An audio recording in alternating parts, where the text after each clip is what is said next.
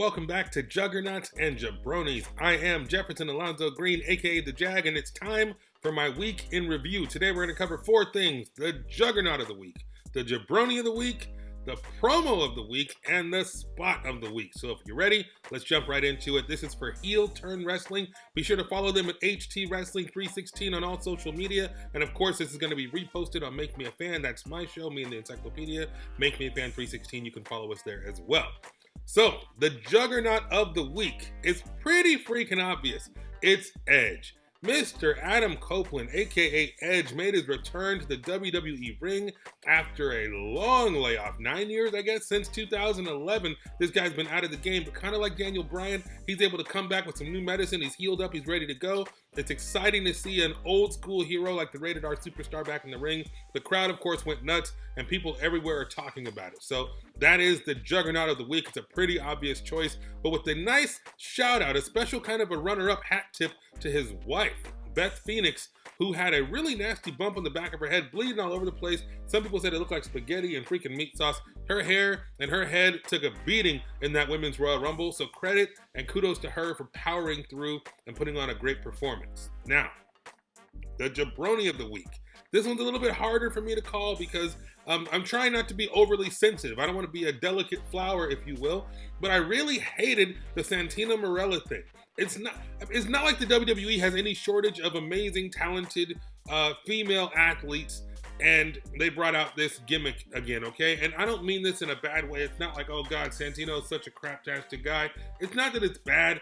It feels like bad taste to have a cross-dressing man show up in the Women's Royal Rumble. I mean, hey, we had Nia Jax in the Men's Royal Rumble. We had Beth Phoenix in the Men's Royal Rumble. There's so many different things that, I don't know. Maybe I'm being a little sensitive. I'm trying not to be, but that really it kind of rubbed me the wrong way. So Santino, aka Santina Marella, being in the WWE Women's Royal Rumble seemed like a waste considering how much talent, an embarrassment of riches, as the Encyclopedia would say, on the NXT roster and the WWE Women's roster in general. So that makes the WWE creative team my Jabroni of the week for bringing this craptastic thing back to our consciousness. Some people said it was kind of a compliment to go with the old Beth Phoenix angle. So be it. I don't think we needed it. I think it was kind of a waste, and that's why the WWE creative team gets my Jabroni of the week. Special runner-up to the creative team as well for the whole Brock Lesnar thing, because my understanding, I haven't seen it yet, but the first few eliminations with Brock just running through people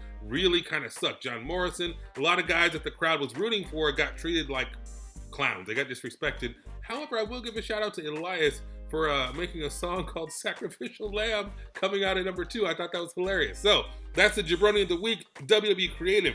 Now on to the promo of the week. Now I went to GCW's Just Being Honest on Friday night here in Los Angeles, and I gotta give you a little bit of a shout out.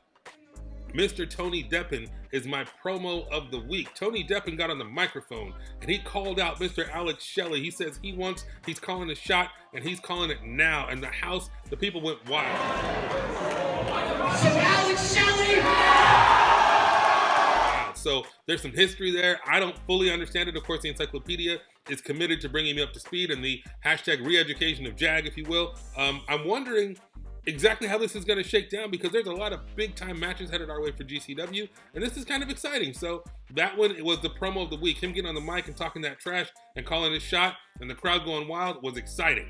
Now Tony Deppen almost won spot of the week. Spot of the week is usually the biggest, most impressive holy crap moment of the week, and I'll tell you this, Tony Deppen had a spot in his match, I think it was against Mance Warner, I'm pretty sure, where they were just going back and forth with these doors. You know, these doors they're hollow, yes, but they are still wood and they still hurt.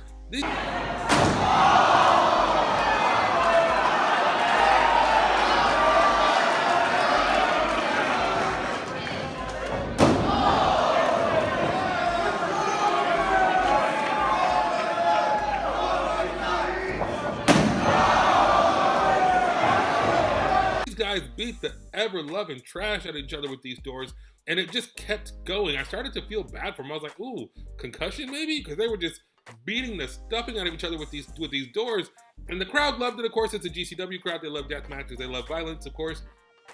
But I was tripping because I was really kind of worried about their health. But that was an amazing spot. The crowd went wild. However, that does not get the spot of the week.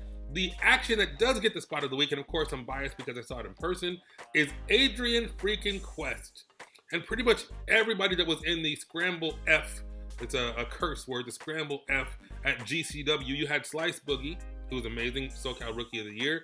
You had Eli Everfly. You had Matt Vandegrift, two amazing talents here from Santino Brothers in Southern California. You had Adrian Quest. You had Gringo Loco. And of course, you had Starboy Charlie from up in the Bay Area. He's only 16 years old, and he kicked the crap out of this match. He looked fantastic. He did some amazing high spots, some great techniques, some great moves. That guy has a bright future, and he's definitely going places. However, the person that stood out to me was Adrian freaking Quest. He did this amazing kind of springboard, corkscrew. I can't even describe it. I'm going to put it on the screen. Super awesome. He had a lot of amazing high spots in this match. So if you get a chance to watch this thing, please, for the love of God and all things holy, go back and watch GCW Just Being Honest whenever it becomes available. Watch it on Fight TV right now. It was amazing, and the Scramble F was ridiculous. I think everybody had a memorable spot in this match, but Adrian Quest, man, he stood out quite a bit. That guy is prolific and gifted. Now, I will say this too. Mr. Gringo Loco, that guy is freaking amazing. He had a couple of spots in this match as well. For a big man, he had some lucha moves, cartwheels and stuff. He hit this springboard freaking moonsault.